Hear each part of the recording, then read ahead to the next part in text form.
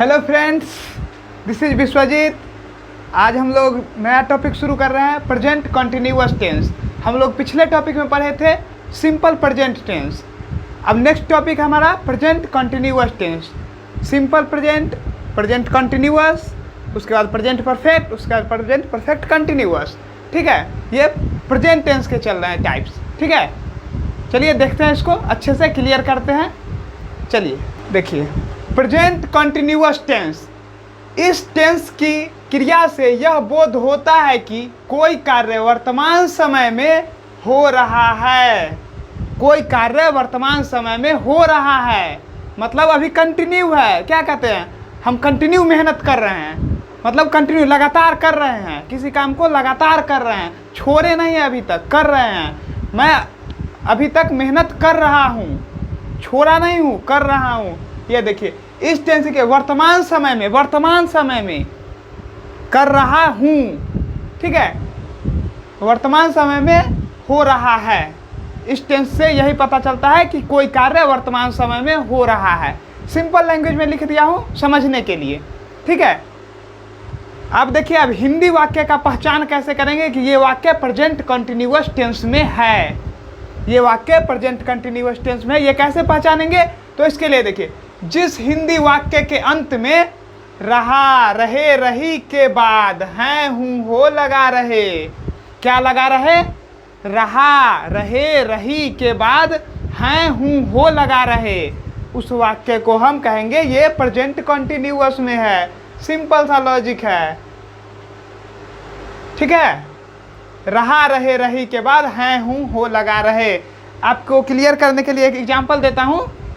मैं पढ़ा रहा हूँ, मैं पढ़ा रहा हूँ, लास्ट में देखिए रहा हूँ लिख देते हैं।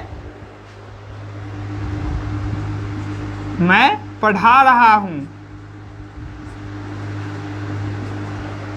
देखिए यहाँ लास्ट में रहा हूँ लगा है ना, इसको आप सीधे बोल दीजिएगा ये सेंटेंस प्रेजेंट कंटिन्यूअस टेंस का है। सीधे बोलिएगा, आंख बंद करके बोल देना है प्रेजेंट कंटिन्यूअस का। अगर कोई कह रहा है नहीं दूसरे टेंस का तो हम नहीं मानेंगे। क्या कहेंगे? इसमें रहा, रहे, रही के बाद हैं, हूँ, हो लगा है, तो ये प्रेजेंट कंटिन्यूअस का है। ठीक है, चलिए अब इंग्लिश में इसका स्ट्रक्चर कैसे बनाएंगे, ट्रांसलेट करते हैं ना इंग्लिश में, तो इसका स्ट्रक्चर देखिए। सबसे पहले सब्जेक्ट, फिर इज, एम, आर, इसको हेल्पिंग वर्ब बोलते हैं, और उसके बाद भी फोर, ये वर्ब जो है ये मेन वर्ब, और ये हेल्पिंग वर्ब, ये हो गया हेल्पिंग वर्ब आपका, हेल्पिंग वर्ब, और ये जो है आपका मेन वर्ब। ठीक है, ये होगा इज, एम, आर हो गया आपका हेल्पिंग वर्ब, और भी फोर जो लिखे हैं ये वर्ब के रूप हैं, ये हो गया मेन वर्ब। हाँ, तो देखिए इज, एम, आर हो गया हेल्पिंग वर्ब, और ये हो गया भी फोर मेन वर्ब। ठीक है, अब पूछिएगा सर भी फोर होता क्या है, भी फोर होता क्या है? तो उसके लिए देखिए, भी फोर होता है, ये वर्ब का ही फॉर्म है। V1 को V4 बनाते हैं ing लगा करके, ing लगा देंगे V4 बन जाएगा। ठीक है, क्या करना है? ing लगा देना है बस। V1 में ing जोड़ करके V4 बनाते हैं, V1 में ing जोड़ करके V4 बनाते हैं। सिंपल सा लॉजिक है, कुछ नहीं, यही V4 ing लगा देंगे, कोई दिक्कत? चलिए एक बार फिर समझिए, V4 हो है क्या? देखिए V4 जो है वर्ब का चौथा रूप है, चौथा रूप है वर्ब का, और इसमें V1 में ing लगा करके V4 बनाते हैं। देखिए जैसे गो, गो का गोइंग, ing लगा दिए V4 बन गया। ठीक है, वर्ब 1 में ing जोड़ करके V4 बनाते हैं। ठीक है, चलिए अब देखिए, अब पूछेगा सर इज, एम, आर, ये तीन लिखा हुआ है, इसका प्रयोग कहाँ कहाँ होगा? तो उसके लिए देखिए, इज, एम, आर के प्रयोग, आई के साथ एम का प्रयोग होगा ओनली, याद रखने योग्य चीज है। आई के साथ ऑलवेज एम का ही प्रयोग है, सिंगल वर्ड एम का प्रयोग होगा। यू, वी, दे तथा प्लूरल नाउन के साथ आर का प्रयोग होगा। ये तो क्लियर है, यू, वी और दे, ये तो क्लियर है, जो इसके साथ आर लगेगा। आप पूछिएगा सर प्लूरल नाउन क्या है? प्लूरल नाउन क्या है? एक से अधिक, सिंगुलर मतलब एक और प्लूरल मतलब एक से अधिक, सिंगुलर मतलब एक और प्लूरल मतलब एक से अधिक, तो हो गया प्लूरल नाउन। और प्लूरल नाउन के साथ आर लगता है, जैसे कि देख लीजिए boys, girls, Ram and Mohan, ठीक है, सिंगल राम नहीं, राम एंड मोहन, तो वहाँ आर लगेगा प्लूरल नाउन के साथ। और ही सी इट तथा थर्ड पर्सन सिंगुलर नाउन के साथ इज का प्रयोग होगा। अब ही सी इट तो आपको क्लियर होगा, थर्ड पर्सन सिंगुलर नंबर आप पूछिएगा तो sir third person singular number और इसको प्लूरल नाउन को हम अच्छे तरीके से पिछले क्लास में बता चुके हैं। अगर आपको नहीं क्लियर है तो अभी करता हूँ, अगर फिर भी क्लियर नहीं हो तो एक बार यहाँ से वीडियो रोकिए और हमारे बैक वाले एक वीडियो पे जाइए, सिंपल प्रेजेंट वाले पे, और वहाँ से सीखिए, शुरू से सीखिए, ठीक है। तो ही सी इट तो क्लियर है, थर्ड पर्सन सिंगुलर नाउन के साथ इज का प्रयोग होगा। आप पूछिएगा सर सिंगुलर नाउन क्या है, तो सिंपल लॉजिक समझिए ना, कोई एक नाम, राम, मोहन, गीता, सीता, कोई एक नाम, थर्ड पर्सन सिंगुलर नंबर के साथ इज का प्रयोग होगा। एक बार देख लीजिए इज एम आर का प्रयोग कहाँ कहाँ होगा, ठीक है। आपको ये क्लियर हो गया होगा। V1 में ing जोड़ करके V4 बनाते हैं, कोई दिक्कत? चलिए अब आते हैं हम लोग सेंटेंस पे। सेंटेंस बनाते कैसे हैं उसको देखते हैं, बस यही स्ट्रक्चर पे बनाएंगे। ये क्लियर है? इज एम आर कहाँ लगेगा? एक बार और बता देता हूँ, आई के साथ एम लगेगा, यू वी दे तथा प्लूरल नाउन के साथ आर लगेगा, ही सी इट तथा थर्ड पर्सन सिंगुलर नाउन के साथ इज लगेगा, ठीक है। और प्रेजेंट कंटिन्यूअस कैसे पहचानेंगे? तो रहा, रहे, रही के बाद हैं, हूँ, हो लगा रहे, सिंपल सा है। और इंग्लिश में इसको पहचानेंगे subject is am are plus V4 और ऑब्जेक्ट, बस सिंपल सा लॉजिक है, कोई डाउट? चलिए अब हम लोग आते हैं सेंटेंस पे। अब हम लोग सेंटेंस बनाएंगे इससे, ठीक है। चलिए तो यहाँ सेंटेंस है, पहले अफर्मेटिव और निगेटिव, पहले 2 को करते हैं, फिर 4 टाइप और बचे हुए उनको करेंगे। चलिए कीजिए, यहाँ पे लिख दिया हूँ आपके लिए, यहाँ से कर कीजिए। तो पहले आप लोग कीजिए, सिंपल है, कुछ नहीं, एकदम सो सिंपल। चलिए कीजिए, मेरे साथ कीजिए। मैं पढ़ रहा हूँ, मैं का अंग्रेजी क्या होता है? आई, और आई के साथ क्या लगेगा? इज, एम या आर? क्या लगेगा? एम लगेगा। सिर्फ आई ही है जिसके साथ एम लगता है, बाकी किसी के साथ एम नहीं लगता है, ठीक है। आई एम, पढ़ा रहा हूँ का क्या होगा अंग्रेजी? बताइए, पढ़ा रहा हूँ का पढ़ाना क्या होता है?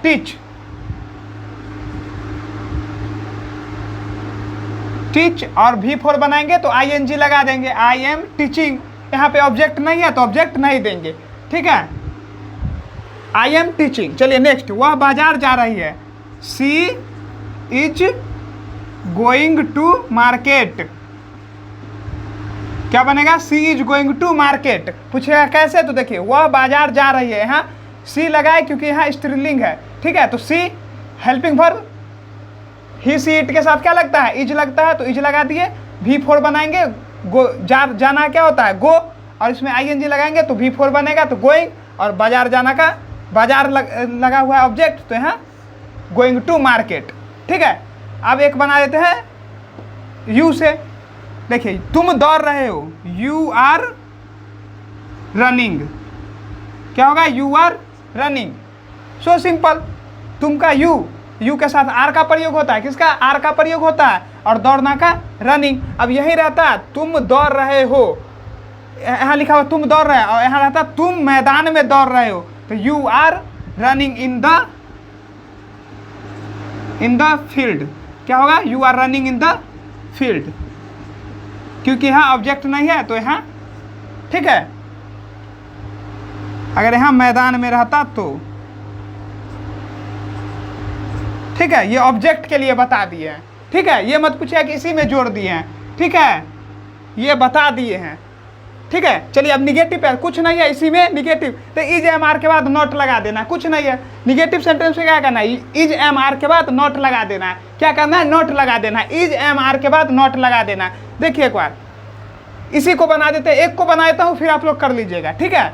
मैं पढ़ रहा हूँ, नहीं सॉरी, मैं पढ़ा रहा हूँ, मैं पढ़ा रहा हूँ, तो क्या होगा, आई एम टीचिंग, और यहाँ क्या है, निगेटिव सेंटेंस है तो उसमें नॉट लगना चाहिए। मैं नहीं पढ़ा रहा हूँ तो आई एम नॉट टीचिंग, क्या लगा, आई एम नॉट टीचिंग, बस इज एम आर के बाद नॉट लगा देना है। लिख देता हूँ, एक लिख देता हूँ, मैं नहीं पढ़ा रहा हूँ,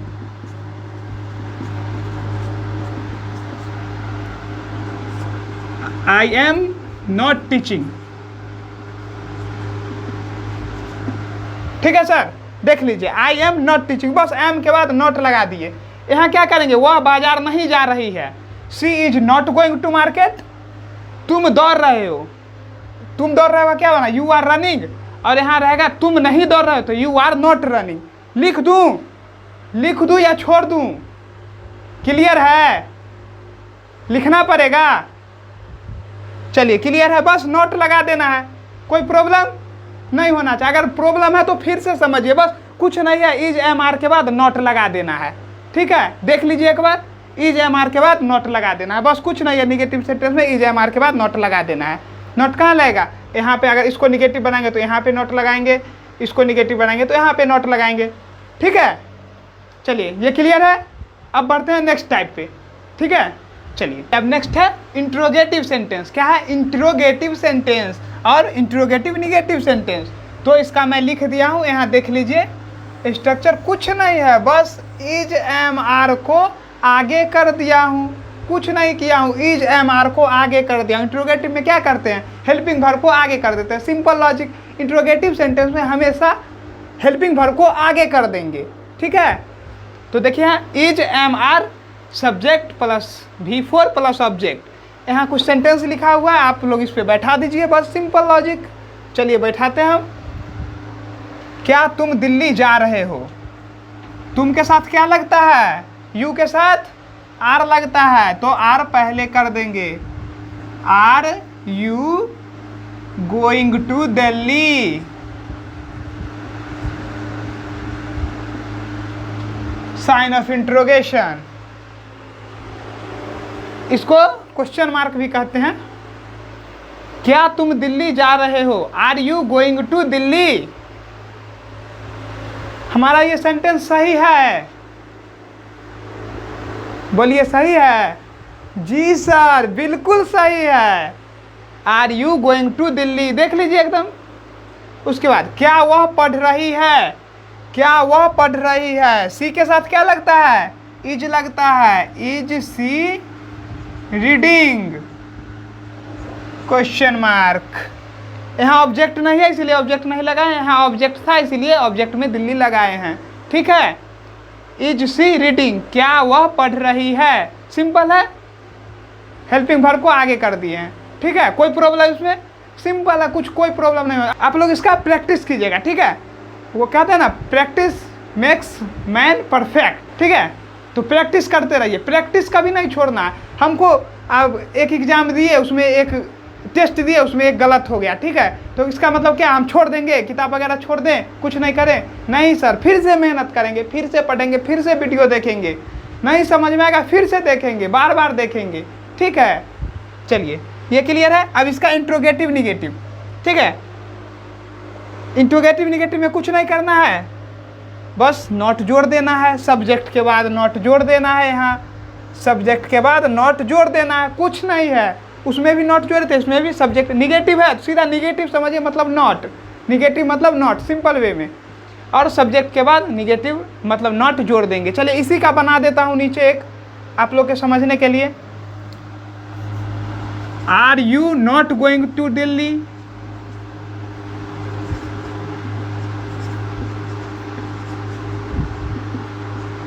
ठीक है, are you not going to Delhi, बस सिंपल नॉट लगा दिए। इसका क्या बनेंगे, क्या वह नहीं पढ़ रहे, इसका क्या होगा, इज सी नॉट रीडिंग। चलिए वो भी लिख देता हूं, इज सी नॉट रीडिंग।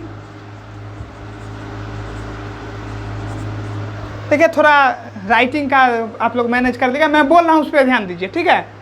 बस सब्जेक्ट के बाद नॉट लगा देंगे, निगेटिव हो गया, ठीक है। देख लीजिए एक बार, कोई प्रॉब्लम नहीं होना चाहिए, देख लीजिए आप, ठीक है। निगेटिव में बस सेम प्रोसेस है, बस सब्जेक्ट के बाद नॉट लगा देना है। क्या करना है? सब्जेक्ट के बाद नॉट लगा देना है।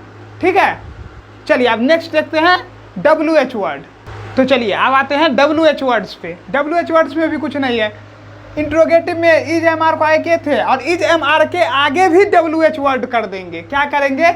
Is am are helping verb को, इंट्रोगेटिव में हेल्पिंग वर्ब को आगे किए थे और WH में हेल्पिंग वर्ब के आगे भी WH वर्ड कर देंगे। सिंपल देख लीजिए आप, WH words is am are subject V4 object.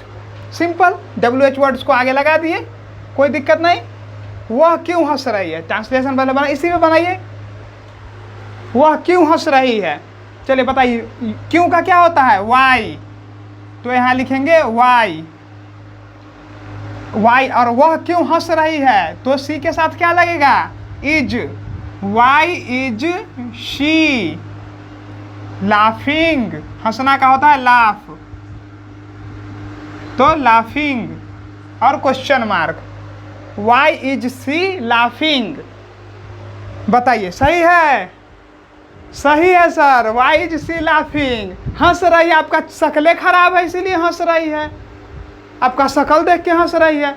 और एक बात और, दोस्त लोग के कहने पे मत जाइएगा। 4 दोस्त खड़े रहिएगा, एक बोलेगा वो आपको देख के, अरे वो तुमको देख के हंस रही है, अरे वो आपको देख के नहीं हंस रही है सर, वो अपने में बात करके हंस रही है। और वो दोस्त होता है, वो दोस्त ही क्या जो आपकी ज़िंदगी ना झंड कर दे। ठीक है, दोस्त पे कभी विश्वास मत कीजिएगा सर, जब भी और बात पे विश्वास कर लीजिएगा सर, ये वो हंस रही है वाले बात पे विश्वास मत कीजिएगा, खासकर दोस्त बोले तो, क्योंकि वही ज़िंदगी बर्बाद वहीं से शुरू होती है और वही करते हैं कमीने दोस्त। सॉरी गलत लैंग्वेज का यूज किया, बट वही उनके लिए वही शब्द ही बना है। ठीक है, चलिए तो करते हैं। और ये हंसी पे कहीं मत जाइएगा। और ये जो बोलते हैं ना हंसी तो फंसी, अरे भाई हंसी तो फंसी नहीं, हंसी तो आपकी ज़िंदगी ले डूबी, आपकी ज़िंदगी डूबी। कभी हंसने पर, हंसने और मुस्कुराने पर, लड़की के हंसने, लड़की के हंसी और मगरमच्छ के आंसू पे कभी भरोसा नहीं सर, कभी नहीं। ठीक है, चलिए पिताजी ऑफिस से कब लौट रहे हैं, चलिए इसको ट्रांसलेट कीजिए। पिताजी ऑफिस से कब लौट रहे हैं, क्या करना है सर? सिंपल, ये थोड़ा आप लोग के लिए भास्ट लग रहा होगा लेकिन कुछ नहीं है, सिंपल है, इसी पे कर दीजिए। पिताजी ऑफिस से कब लौट रहे हैं, चलिए इस पे स्ट्रक्चर पे कर दीजिए। कब का क्या होता है? वेन।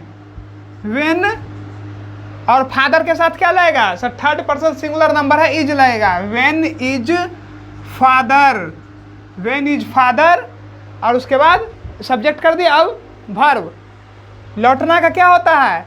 रिटर्न, तो कर देंगे returning. When is father returning from office, from office, sign of interrogation. ठीक है, देख लीजिए एकदम सिंपल है। When is father returning from office, clear है? ये WH वर्ड क्लियर है? कोई परेशानी? चलिए अब लिखिए WH वर्ड निगेटिव। निगेटिव में क्या करना है? WH word plus is am are plus subject plus not plus V4 plus object, कुछ नहीं करना है। इतना हम बोल गए रामायण, इस पर ध्यान नहीं दीजिए, बस यहाँ यही याद रखना है। इसमें सब्जेक्ट के बाद नॉट जोड़ देना है। क्या करना है? सब्जेक्ट के बाद नॉट जोड़ देना है। चलिए अब इसी का आप लोग बना दीजिए निगेटिव। वह क्यों नहीं हंस रही है, वह क्यों नहीं हंस रही है? Why is she not laughing, चलिए लिख देते हैं। Why is she not laughing. ठीक है, why is she not laughing, नहीं हंस रही है, इसमें परेशानी वाली बात नहीं है। नहीं हंस रही है, बहुत अच्छा बात है, नहीं मत हंसने दीजिए। अब नेक्स्ट कीजिए। ठीक है, अब नेक्स्ट है पिताजी ऑफिस से कब लौट रहे हैं।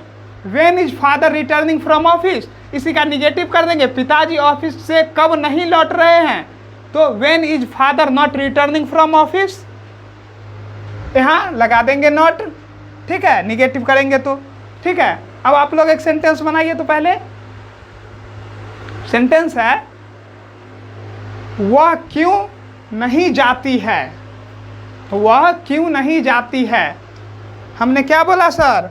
वह क्यों नहीं जाती है। Why is she not going, और इसमें एक अपने ऑब्जेक्ट जोड़ देते हैं, गोइंग टू मार्केट।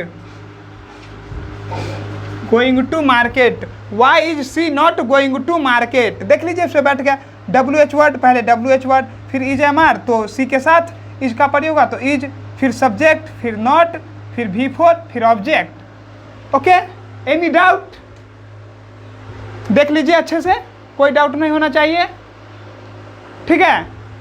अब हम लोग का यहाँ से प्रेजेंट कंटिन्यूअस टेंस खत्म होता है, ठीक है। यहाँ से प्रेजेंट कंटिन्यूअस आपका कंप्लीट होता है। अब हम लोग का नेक्स्ट टॉपिक है प्रेजेंट परफेक्ट। नेक्स्ट टॉपिक क्या है? प्रेजेंट टेंस का थर्ड टाइप प्रेजेंट परफेक्ट, ठीक है। अब आएगा प्रेजेंट परफेक्ट। आपका प्रेजेंट कंटिन्यूअस कंप्लीट है। आप अच्छे से एक बार देख लीजिए। अगर आपको कोई डाउट होगा तो आप कमेंट बॉक्स में बताइएगा, उस डाउट को मैं क्लियर करूंगा। चलिए, तो आप नेक्स्ट वीडियो में मिलते हैं प्रेजेंट कंटिन्यूअस के साथ। तब तक के लिए जय हिंद।